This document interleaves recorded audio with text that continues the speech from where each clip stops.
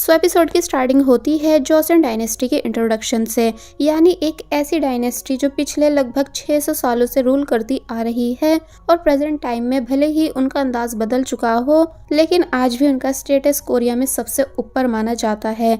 इस डायनेस्टी से रिलेटेड एक स्कूल भी बनाया गया है जो ओरिजिनली सिर्फ नोबल फैमिली के स्टूडेंट्स के लिए बनाया गया था, लेकिन बाद में इसे सभी टॉप परफॉर्मिंग स्टूडेंट्स के लिए ओपन कर दिया गया। आज यहाँ रिजल्ट अनाउंस होता है और सभी स्टूडेंट्स अपना अपना रिजल्ट चेक कर रहे थे। तभी एक नोबल फैमिली का स्टूडेंट गुस्से में आ गया क्योंकि फर्स्ट रैंक पर उसका नहीं बल्कि एक लड़की हुईजू का नाम था, जिसकी वजह से वो सेकंड आया है। और फिर अब हमें हुईजू दिखाई गई जो कि हमारे इस ड्रामा की मेन फीमेल लीड है, जो कोरिया के सेकंड सबसे अमीर बिजनेसमैन की दूसरी बेटी है और उसे सब लोग ब्यूटी विद ब्रेन्स कहते हैं। हुईजू हमेशा फर्स्ट आती है और इसी वजह से नोबल फैमिलीज के बच्चे उससे काफी ज्यादा जलते हैं, लेकिन हुईजू किसी से भी कम नहीं, यानी जो भी कोई उसे नीचा दिखाने की कोशिश करता है वो उसे अच्छे से जवाब देना जानती है। वैसे तो हुईजू काफी कॉम्पिटिटिव है, लेकिन रॉयल स्टेटस से बिलोंग नहीं करती, जिस वजह से उसे हमेशा बाइनेस फेस करनी पड़ती है। यानी जब भी वो फर्स्ट आती है, स्कूल के प्रिंसिपल उसे यह समझाने लगते हैं कि तुम्हें इतना ज्यादा स्कोर करने की जरूरत नहीं है, वरना नोबल फैमिलीज के स्टूडेंट्स यहाँ आना बंद कर देंगे। इतना ही नहीं, प्रिंसिपल अक्सर किसी न किसी बहाने से हुईजू की इंसल्ट भी करने की कोशिश करते रहते थे कि जैसे कि वो नाजायज है, जिस वजह से हुईजू काफी ज्यादा गुस्से में आ जाती थी, पर वो अपने गुस्से पर कंट्रोल रखती थी। पहले ये पास्ट की स्टोरी थी और अब हमें प्रेजेंट टाइम दिखाया गया, जहां हुईजू अपनी कंपनी कैस्ट्रल ग्रुप की मीटिंग कर रही थी। वो बताती है कि इस बार सेल्स काफी गिरी हैं। मैनेजर कहते हैं कि अभी भी उनकी कंपनी सर्वे में टॉप पर आती है, लेकिन हुईजू को ये बात बिल्कुल पसंद नहीं आई क्योंकि उसका मेन पॉइंट ये है कि कंपनी लॉस में नहीं जानी चाहिए। वो तुरंत मार्केट की पूरी डिटेल्स निकालने को कहती है ताकि पता चल सके कि क्या गलत हो रहा है। फिर वो मीडिया मैनेजर को ऑडियंस का अटेंशन ग्रैब करने के लिए कुछ डर्टी ट्रिक्स सजेस्ट करती है और फाइनेंस मैनेजर को शेयर्स 50% कम करने के लिए कह देती है। सभी बुरी तरह शॉक हो जाते हैं और कहते हैं कि इससे तो बहुत लॉस होगा, लेकिन हुईजू हंसते हुए कहने लगती है कि तुम लोग ऐसे रिएक्ट क्यों कर रहे हो, जैसे तुम्हारे पैसे लॉस में जा रहे हो। तो तब सभी लोग हंसने लगे, पर अचानक हुईजू सीरियस हो गई तो तब वो सब भी डर जाते हैं। तभी उसकी पीए आकर बताती है कि मीटिंग खत्म करो, हमें मैजिस्ट्री की बर्थडे पार्टी में जाना है वरना ट्रैफिक हो जाएगा। हुईजू इरिटेट होकर कहने लगी कि मैजिस्ट्री को क्या आज ही पैदा होना था। फिर अचानक उसे एक आइडिया आया और वो मीडिया मैनेजर से कहने लगी कि आज मैं तुम्हें एक बड़ी न्यूज दूंगी, इसलिए तुम रेडी रहना। फिर वो ये न्यूज डलवाती है कि कैस्ट्रल ग्रुप की सक्सेसर को मैजिस्ट्री की बर्थडे पार्टी में इनवाइट करा गया है। रास्ते में उसकी पीए पूछने लगी कि क्या तुम सच में सक्सेसर बन चुकी हो, क्योंकि अभी तक तुम्हारे फादर ने तो ऐसा कुछ अनाउंस नहीं करा है। तो तब हुईजू कहती है कि नहीं, पर न्यूज स्पाइसी होनी चाहिए ना, इसलिए मैंने ऐसा कहा। फिर अब नेक्स्ट सीन में हम ड्रामा के मेन लीड यानी यीवान को देखते हैं, जो कि रॉयल फैमिली का ग्रैंड प्रिंस है। यीवान शिकार करके वापस आया था, इसलिए वो शावर ले रहा था। रूम के बाहर मेड्स ने उसे बुलाने की कोशिश करी, लेकिन उसने जवाब नहीं दिया। फिर यीवान का खास आदमी यानी हियोन अंदर आने की परमिशन मांगता है, तो वो उसे अंदर बुला लेता है। हियोन अंदर आकर देखता है कि यीवान राइफल को देख रहा है जिससे उसने अभी शिकार करा था। हियोन पूछता है कि आप मैजेस्टी के लिए कोई गिफ्ट लेकर आए हो, तो तब वो कहता है कि उनके पास ऑलरेडी सब चीजें हैं, पर फिर भी अगर उन्हें कुछ चाहिए हो तो तुम लाकर गिफ्ट कर देना।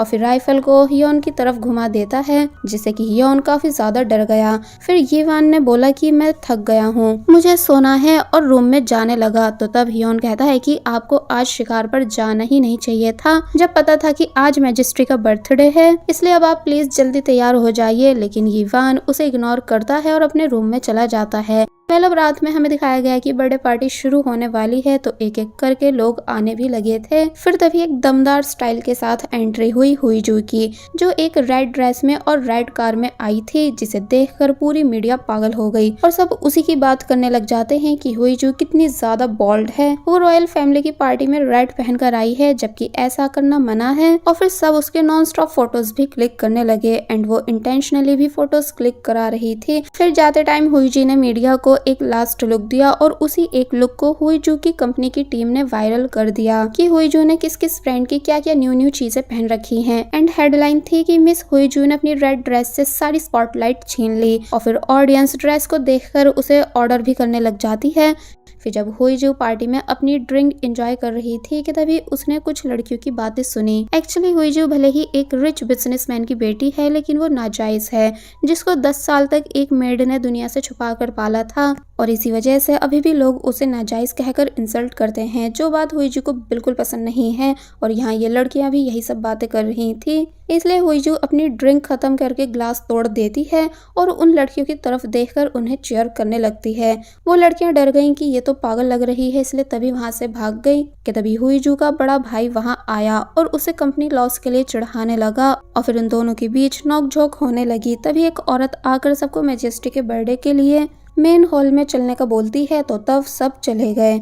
हुईजू अपने भाई के साथ पीछे वाली रो में बैठी थी और हमने देखा कि मैजेस्टी एक 8 साल का बच्चा है जिसने अपनी कैप तक गिरा दी थी, तो तब मैड ने उसकी कैप को ठीक से करके पहनाया। फिर काफी टाइम हो गया था लेकिन पार्टी शुरू नहीं हो रही थी, इसलिए हुईजू का भाई पूछता है कि भला अब किसका वेट हो रहा है, तो वो कहती है कि ग्रैंड प्रिंस यीवान का, जो अभी तक आया नहीं है। और फिर तभी प्रिंस यीवान की एंट्री हुई तो सभी खड़े हो गए, लेकिन वो शिकार वाले कपड़ों में ही आ गया था, जो देखकर सब हैरान होने लग जाते हैं। एंड क्वीन नाराज हो गई और यीवान को सुनाने लगी कि तुम इतने लेट आए हो फिर भी कपड़े बदल कर नहीं आए। तो तब वो बोलता है कि आप मुझे बाद में सुना लेना, अभी मैं बैठ जाता हूँ ताकि बाकी सब लोग भी बैठ सकें। तो तब वो कुछ नहीं बोलती हैं, लेकिन मैजेस्टी अपने अंकल को देखकर बहुत खुश था। फिर मैजेस्टी से एक पेपर पर 3 विशेस को लिखवाया गया, तो उसने लिखा कि मेरी मॉम और अंकल की हेल्थ अच्छी रहे और सभी खुश रहें। और फिर यीवान ने जाकर फायरवर्क्स शुरू करवा दिए, जो देखकर सब काफी ज्यादा खुश हो रहे थे एंड पूरे शहर में सेलिब्रेशन हो रहा था। फिर जब सब वापस नीचे चले गए तो तब रॉयल फैमिली का पीएम, जिसका नाम है जोंगवू, जो कि हुईजू से आकर मिला। वेल ये दोनों अच्छे दोस्त थे, इसलिए बातें करने लगे और जोंगवू को रॉयल कपड़ों में देखकर हुईजू उसे चिढ़ाने लगी। तब वो हंसते हुए कहता है कि रॉयल पार्टीज में यही होता है, और फिर उसने कहा कि सिर्फ तुम ही हो जो रेड पहनकर आई हो। तो तब वो कहती है कि मैंने कोई रूल ब्रेक नहीं करा है, मैं बस थोड़े अटेंशन लेना चाहती थी। फिर थोड़े हंसी मजाक के बाद जोंगवू को ह्योन बुलाकर अपने साथ ले जाता है। तो वहीं जब जोंगवू यीवान से बात करने गया तो वो कहता है कि लगता है आपने तो काफी अटेंशन ले रखी थी, मगर आधी आपके पास थी और आधी मेरे पास। तो तब वो हंसने लगा कि ऐसी कोई बात नहीं है। यीवान जोंगवू से शादी करने को कहता है, तो तब वो कहता है कि आप चाहते हो मैं शादी कर लूँ ताकि फिर सारी अटेंशन आपको मिलने लगे। तो तब वो कहता है कि इसका उल्टा होने वाला है, क्योंकि क्वीन मेरे लिए रिश्ता ढूंढ रही हैं और शायद जल्दी मेरी शादी हो जाएगी, फिर मैं चला जाऊंगा और रॉयल फैमिली की सारी जिम्मेदारी आपके ऊपर आ जाएगी, क्योंकि मैजेस्टी तो अभी काफी छोटे हैं। तो ये सुनकर जोंगवू परेशान होने लगा कि नहीं, ऐसा तो नहीं होना चाहिए। तो तब यीवान कहता है तो फिर आप इसे रुकवा दीजिए, क्योंकि रॉयल फैमिली के एक्ट में कोई तो ऐसा लॉ होगा। तो तब वो सोच में पड़ गए और यीवान यहाँ से चला गया। तो वहीं हुईजू के मोबाइल में नेटवर्क नहीं आ रहे थे, इसलिए वो नेटवर्क ढूंढ रही थी और परेशान हो रही थी। इसी बीच यीवान भी वहाँ आ गया और दोनों इतने टाइम के बाद आज एक दूसरे से मिल रहे थे। यीवान पूछता है कि तुम कौन हो, तो वो घबरा गई और कहने लगी कि मुझे माफ कीजिए, मुझे इस एरिया में नहीं आना चाहिए था। यीवान उसका नाम पूछता है तो वो कहती है कि मेरा नाम हुईजू है, लेकिन मैं पैलेस स्टाफ नहीं हूँ। तो तब वो कहता है कि तो तुमको पता होना चाहिए ना कि यहाँ नॉर्मल लोगों का आना मना है। तो तब वो वापस माफी मांगने लगती है। यीवान स्माइल करते हुए कहता है कि मैं 3 तक काउंट करूंगा, उससे पहले तुम यहाँ से भाग जाओ, क्योंकि अपने स्कूल की जूनियर के लिए इतना तो मैं कर ही सकता हूँ। हुईजू उसे हैरानी से देखने लगी कि क्या इसे मैं सच में याद हूँ। कि तभी दोनों को शोर की आवाज सुनाई देती है। हुईजू पूछती है कि भला क्या हो गया। तो तब यीवान उसे वहीं रहने को कहकर एरिया में जाकर देखता है जहाँ पैलेस में आग लग गई थी और काफी लोग घायल हो चुके थे। कि तभी उसकी सिस्टर इन लॉ, जो कि 8 साल के मैजिस्ट्री की मदर है, वो यीवान को आकर थप्पड़ मारती हैं और कहती हैं कि तुमने अब किसके साथ दुश्मनी कर ली है जो ऐसा हो रहा है। अगर मेरे बेटे को कुछ भी हुआ तो मैं तुम्हें छोड़ूंगी नहीं। हुईजू ने भी ये सब देख लिया था, इसलिए वो बहुत बुरी तरह शॉक रह गई। कि तभी मैजेस्टी, जो कि यहाँ का किंग बनने वाला है, वो आता है, जो कि एकदम सेफ था। इसलिए तब जाकर उसकी मदर को सुकून आया और वो अपने बेटे को प्यार करने लगी। बट यीवान को थप्पड़ का काफी बुरा लगा था, यानी वो शर्मिंदगी महसूस कर रहा था।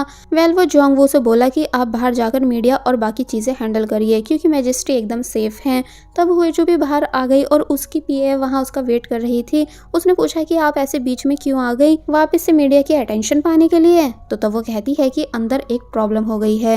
पियर डरने लग जाती है कहीं हुईजू की वजह से तो कुछ नहीं हो गया, लेकिन जब वो बताती है कि अंदर आग लग गई है तो ये सुनकर वो और भी ज्यादा शॉक हो गई। और फिर अब हमें दिखाया जाता है कि घर जाते टाइम पिए पूछती है कि वैसे तुम ग्रैंड प्रिंस से चिढ़ती क्यों हो। तो तब वो कहती है कि कुछ नहीं, बस वो इरिटेटिंग है, और याद करने लगती है कि जब वो 9th ग्रेड में थी तो तब वो आर्चरी के कंपटीशन के लिए रात को छुपके से ग्राउंड में आ गई थी, लेकिन यीवान जो कि उस स्कूल का सीनियर था उसने उसे वहां देख लिया था और सुनाने लगा कि तुम्हें इतनी रात को बिना परमिशन के बाहर नहीं होना चाहिए। वेल यीवान रॉयल फैमिली से था, इसलिए उसको किसी भी टाइम यहाँ आने जाने की परमिशन मिली हुई थी। एंड ये इन दोनों की फर्स्ट मीटिंग थी जहाँ ये दोनों पहली बार एक दूसरे से मिल रहे थे। हुईजू हमेशा इस बात से चिढ़ती थी कि वो रॉयल फैमिली से नहीं है, इसलिए उसको इक्वल अपॉर्चुनिटी नहीं मिलती है और ये रॉयल फैमिली के लड़कों को सारी प्रिविलेज दी जाती है। इसलिए यही वजह है कि वो स्कूल टाइम से यीवान से चिढ़ती थी। नेक्स्ट मॉर्निंग हम देखते हैं कि यीवान अपने ऑफिस में बैठकर कुछ लिख रहा था कि तभी क्वीन वहां आई तो वो उनके साथ बैठकर बात करने लगा।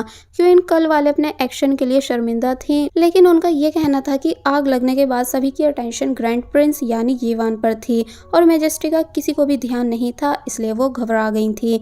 तो तब यीवान कहता है कि मैंने अपनी पूरी लाइफ मैजेस्टी को दे दी है, लेकिन बाकी लोगों का मैं क्या ही कर सकता हूँ, इसलिए आपको मुझे तो ब्लेम नहीं करना चाहिए। तो तब क्वीन कहती है कि मैं चाहती हूँ कि तुम शादी करके साइड हो जाओ। तो तब यीवान को बचपन की बात याद आ गई कि कैसे हर चीज में अच्छा होने के बावजूद भी उसके फादर ने उसे रॉयल लाइन से हटाकर ग्रैंड प्रिंस बना दिया था ताकि वो कभी किंग नहीं बन सके, जबकि किंग बनने का राइट सिर्फ यीवान को मिलना चाहिए था क्योंकि पहले उसके फादर किंग थे और अब उसे किंग बनना था। पर यीवान के फादर ने शायद किसी रीजन की वजह से ऐसा नहीं होने दिया और अब क्वीन उसे यहाँ के लोगों से भी दूर करना चाह रही है, बस इसलिए क्योंकि सब यीवान पर ट्रस्ट करते हैं। बिजनेसमैन से लेकर पॉलिटिशियन तक सब यीवान की बात मानते हैं, इसलिए यीवान उदास हो गया और ज्यादा बहस करे बिना ही उनकी बात के लिए मान जाता है। दूसरी तरफ हुईजू के फादर भी हुईजू को शादी के लिए फोर्स कर रहे होते हैं, लेकिन वो अभी शादी नहीं करना चाहती थी और जो लड़के उन्होंने ढूंढे थे वो सब उसको अपने लेवल के नहीं लग रहे थे कि तभी उसका भाई और भाई की वाइफ ये दोनों भी यहाँ आ गए। भाई की वाइफ कहने लगी कि तुम्हें इनमें से कोई देख लेना चाहिए, हमने सभी लड़कों की डिटेल्स ध्यान से देखी हैं। तो तब हुईजू हंसते हुए कहने लगी कि अगर आप डिटेल्स पर ध्यान देने वाली होती तो सबसे पहले मेरे भाई जैसे लड़के से शादी करने से पहले उसकी डिटेल निकाल कर देखती, जो कि एकदम ही यूजलेस है। तो तब भाई को गुस्सा आ गया और वो कहने लगा कि हम दोनों एक दूसरे से प्यार करते थे इसलिए शादी करी है, लेकिन हुईजू से इग्नोर करके अपने फादर से बोली कि अगर मेरी शादी हो गई तो बिजनेस पर कौन ध्यान देगा। तो तब उसका भाई कहता है कि मैं हूँ ना सब संभालने के लिए। तो तब वो कहने लगी कि तुम तो बस रहने ही दो क्योंकि तुम बिजनेस को डुबा दोगे। फिर वो दोनों हमेशा की तरह लड़ने लग जाते हैं, बट फादर दोनों को चुप कराते हैं और हुईजू से कहते हैं कि तुम्हें शादी करनी ही होगी, लेकिन वो चिढ़कर कहने लगी कि वैसे भी मुझे नाजायज कहा जाता है और बिना खुद को प्रूव करे मैं किसी से भी शादी नहीं करना चाहती हूँ। और फिर वो गुस्से में यहाँ से चली जाती है। तो वहीं इसी बीच यीवान डिसाइड करता है कि वो पैलेस छोड़कर अपने प्राइवेट घर में रहेगा और उसने ये बात पैलेस के सीनियर मैनेजर से करी थी। तो वो कहने लगे कि लेकिन आप चले गए तो पैलेस की रक्षा कौन करेगा, और अगर आपके जाने के बाद पैलेस पर वापस से हमला हुआ तो तब वो हंसकर कहता है कि मुझे तो लगा था कि मेरे जाने से आप सबसे ज्यादा खुश होंगे, लेकिन शायद मैं गलत था। कोई नहीं, आप पैलेस का ध्यान रखो और क्वीन को मेरे लिए बाय कह देना। मैं जल्दी में हूँ इसलिए उन्हें बाय नहीं बोल पाऊंगा। फिर उसके जाने के बाद मैनेजर क्वीन से मिला तो क्वीन यीवान की शिकायत करने लगी कि एक तो वो बर्थडे में लेट आया, ऊपर से शिकार के कपड़े पहन कर आया, फिर हमले में भी सब सिर्फ उसी के बारे में सोच रहे थे ना कि मेरे बेटे के। तो तब मैनेजर कहते हैं कि लेकिन उन्होंने अपना क्राउन सेक्रीफाइस करा है मैजेस्टी के लिए और उनका पूरा ध्यान भी रखते हैं। पर क्वीन अब बस यीवान को रास्ते से हटाना चाहती थी ताकि एक दिन ऐसा नहीं हो जाए कि यीवान उनके बेटे को रास्ते से हटाकर खुद किंग बन जाए। वेल अब नेक्स्ट सीन में हम देखते हैं कि ऑफिस में हुईजू की पीए भी कुछ लड़कों की फोटोज उसको भेजती है, लेकिन हुईजू को एक भी लड़का पसंद नहीं आ रहा था। वो कहती है कि ये लड़के बिल्कुल मेरे फादर की पसंद जैसे हैं। तब पीए कहती है कि आप किसी से बात तो करके देखो, क्या पता आपको कोई पसंद आ जाए। तो तब वो कहने लगी कि देखो मुझे क्या चाहिए, बस एक ऐसा लड़का जो मेरे लेवल और मेरे स्टेटस का हो, मैं कौन सा कोई रॉयल प्रिंस मांग रही हूँ। और फिर ये बोलकर हुईजू के दिमाग में एक आइडिया आने लगता है। दूसरी तरफ यॉन जाकर यीवान से मिलता है जो बेफिक्र होकर ड्राइंग कर रहा था। तो तब वो उसे न्यूज दिखाते हुए कहने लगता है कि मैंने आपसे कहा था ना कि कोई नॉर्मल कपड़े पहनकर आना, लेकिन देखो अब आपके इस आउटफिट ने प्रॉब्लम क्रिएट कर दी है। तो तब यीवान कहता है कि लेकिन ऐसा करने से पैलेस में हुई आग वाला इंसिडेंट तो छुप ही गया है ना। तो तब हियोन को रियलाइज हुआ कि हाँ ये सही कह रहे हैं। तो वहीं नेक्स्ट डे पूरे शहर में ये न्यूज़ वायरल हो चुकी थी, जहाँ कुछ लोग तो इस बात को नॉर्मल समझ रहे थे तो कुछ लोग यीवान की बस तारीफ ही करते जा रहे थे कि इसका स्टाइल कितना अच्छा है, कुछ भी पहन ले सभी में अच्छा लगता है। हुईजू के ऑफिस में भी ये न्यूज़ पहुंची और उसकी पीए न्यूज़ देखकर स्माइल कर रही थी। फिर वो अंदर जब हुईजू से मिलने आई तो हैरान रह गई, क्योंकि हुईजू भी इसी न्यूज़ को देख रही थी। तब पीए पूछती है कि आपका यीवान को लेकर क्या ख्याल है। तो तब हुईजू डायरेक्ट कहती है कि मुझे वो सही लगता है, इसलिए मैं उससे शादी करना चाहती हूँ। पीए ये सुनकर शॉक रह गई और कहने लगी कि आप ऐसा सोच भी कैसे सकती हो, प्लीज़ मेरे अलावा ये बात और किसी से डिस्कस भी मत करना। तो तब हुईजू बताती है कि वो ऑलरेडी रिक्वेस्ट डाल चुकी है मिलकर बात करने के लिए। तो तब पीए और ज़्यादा परेशान होने लगी, जबकि हुईजू का ये कहना था कि वो काफ़ी ज़्यादा प्रेटी और स्मार्ट है, इसलिए कोई भी उसे मना कर ही नहीं सकता। पर यहाँ फिलहाल वो सिर्फ यीवान से मिलना चाहती थी। तो वहीं दूसरी तरफ हियोन यीवान से एक बुक लेकर मिलने आता है। तो वो कहता है कि तुम्हें ये सब कब से पसंद आने लगा। तो उसने कहा कि मैं बस खुद को शांत रखना चाहता हूँ, इसलिए फ्लावर्स लेकर आया हूँ। लेकिन वो वापस पैनिक होने लगा कि आपको वो ड्रेस नहीं पहननी चाहिए थी, उससे कुछ प्रॉब्लम भी हो गई है। लेकिन यीवान बस शांति से अपना काम कर रहा था। तो तब हियोन भी शांत हुआ और कहने लगा कि हमको कुछ करना चाहिए, आपके लिए वैसे भी अब मीटिंग रिक्वेस्ट आ रही है, जिसमें से एक नाम क्रिस्टल ग्रुप की सक्सेसर का भी है। लेकिन यीवान वो अपॉइंटमेंट रिजेक्ट करवा देता है और ये बात जब हुईजू को पता चली तो उसे काफी ज्यादा गुस्सा आया। लेकिन वो सोचने लगी कि शायद यीवान नखरे दिखा रहा है, इसलिए वो वापस से रिक्वेस्ट भेज देती है। तो वहीं ये सारी न्यूज़ क्वीन को भी मिल जाती है, इसलिए वो अपनी दासी से कहने लगी कि शायद यीवान ये सब जानबूझकर कर रहा है। तो वहीं दूसरी तरफ जब हियोन वापस हुईजू की रिक्वेस्ट के बारे में बताता है कि उसने इस बार कैस्टल ब्यूटी के नाम से रिक्वेस्ट डाली है, तो वो वापस रिक्वेस्ट रिजेक्ट कर देता है। लेकिन हुईजू हार नहीं मानती और बार बार रिक्वेस्ट भेज दी गई और यीवान बार बार ही रिक्वेस्ट को रिजेक्ट करता गया, क्योंकि शायद उसे पता नहीं था कि कैस्टल ग्रुप की सक्सेसर हुईजू है। हुईजू को बहुत गुस्सा आ गया और वो जोर से चिल्लाई, सभी ऑफिस में डर गए। तो तब थोड़ी देर बाद उसने शांत दिमाग से याद करा कि लास्ट टाइम जब वो यीवान से मिली थी तो उसने उसे जूनियर कह के पुकारा था। तो तब हुईजू ने लिखा कि मैं अपने सीनियर से बात करना चाहती हूँ और इस बार उसका आइडिया काम भी कर गया। यानी जब हियोन आकर यीवान को बताता है कि इस बार लिखकर आया है कि मैं अपने सीनियर से मिलना चाहती हूँ, तो यीवान कहता है कि मैं अपने जूनियर को कैसे मना कर सकता हूँ, इसलिए तभी फाइनली उसने रिक्वेस्ट एक्सेप्ट कर ली। हुईजू ये देखकर बहुत ज़्यादा खुश हुई और जब इस खबर के बारे में क्वीन को पता चला तो उन्होंने अपनी दासी से पूछा कि कैस्टल ग्रुप की सक्सेसर कैसी है। तो तब वो बताती हैं कि वो अच्छी इंसान है, आपकी उनसे अच्छी बन जाएगी। तो वो कहती हैं कि ठीक है। फिर कुछ दिनों बाद हुईजू फाइनली यीवान से मिलने उसके घर जाती है, जहाँ यीवान हुईजू को देखकर पूछता है कि तुम आखिर किस लिए मुझसे मिलना चाह रही थी, क्या कोई बड़ी डील है या कुछ अप्रूव कराना है। बट हुईजू एक रेड एनवलप टेबल पर रखती है और डायरेक्ट कहती है कि मैं यहाँ आपको शादी के लिए प्रपोज करने आई हूँ। जो सुनकर यीवान के होश उड़ गए, यानी वो हैरानी से हुईजू को देखने लगता है। फिर तभी हमें एक पास्ट का सीन दिखाया गया कि जब दोनों की फर्स्ट मीटिंग हुई थी और हुईजू यीवान को अच्छे से सुनाकर चली गई थी कि अब से मैं भी रूल्स तोड़ूंगी, क्योंकि स्कूल को सभी को इक्वल समझना चाहिए। तो तब हुईजू के जाने के बाद यीवान उसे देखकर स्माइल कर रहा था कि इस लड़की में काफ़ी हिम्मत है। फिर जब नेक्स्ट डे हुईजू काफ़ी ज़्यादा परेशान हो रही थी कि मुझे अपने सीनियर से बदतमीजी नहीं करनी चाहिए थी, अब कहीं वो मुझे स्कूल से निकलवा तो नहीं देंगे, कि तभी उसे कुछ लड़कियां आकर किसी चीज़ को देखने के लिए बोलती हैं। और फिर अब हमें अनाउंसमेंट बोर्ड दिखाया गया जिस पर लिखा था कि लेट नाइट या किसी भी टाइम कोई भी स्टूडेंट आर्चरी की प्रैक्टिस करने जा सकता है, यानी किसी को भी कोई रोक टोक नहीं है। तो तब ये देखकर हुईजू शॉक हुई थी। एक्चुअली ये काम यीवान ने ही कराया था हुईजू के लिए। और बस फिर इसी सीन के साथ ये एपिसोड यहीं पर एंड हो जाता है। There was a time when you had me falling to the ground.